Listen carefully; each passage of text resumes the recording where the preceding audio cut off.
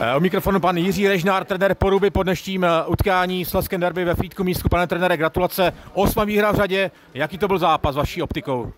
No, já si myslím, že vlastně dobrý, protože Frýdek potřebuje body, byl nepříjemný, důrazný, napadal aktivně a my jsme vlastně měli první, druhé, třetí dost šanci, které jsme nevyužili díky výbornému výkonu brankáře domácí a potom jsme si sami zkomplikovali ten závěr do toho stavu 3-1, vyloučení 3-2 a zbytečně nervózní závěr, takže 3 body dobré a my zítra jdeme do Chomutova ráno, takže rychlá regenerace, připravit se na to utkání. Už celý deň sa niesol v niečom, čo som asi v tejto kariére, asi svojho hokejovej kariére nezažil. My sme v priebehu asi 8 hodín od rána, keď pozriem, až do zápasu, prišli o 3 bekov.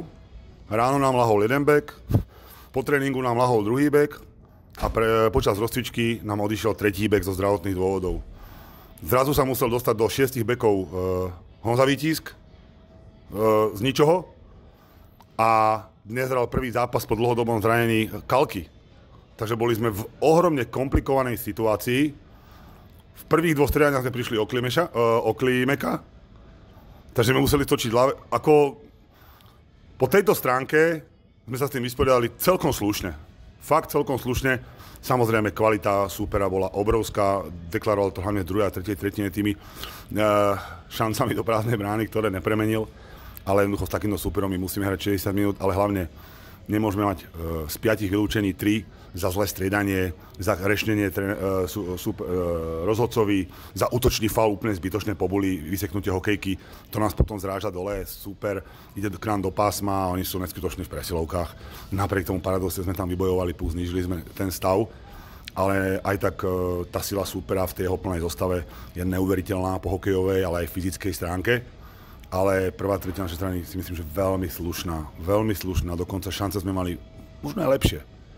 Od druhej tretiny tá druhá striedačka nám urobila znova vietor, ale to je možno tým, že sme mali fakt vypadnutie zo zostavy, museli sme miešať útoky, nebodaj máte beka na trestnej, zase problém, tam nás začali prehrávať, ale stále som veril, že ten stav 2-0 pre nás, my sme na to nejak zvyknutí. No a tretia tretina, dáme kontakt, gól v oslabení, čo nás ohromne dvihlo.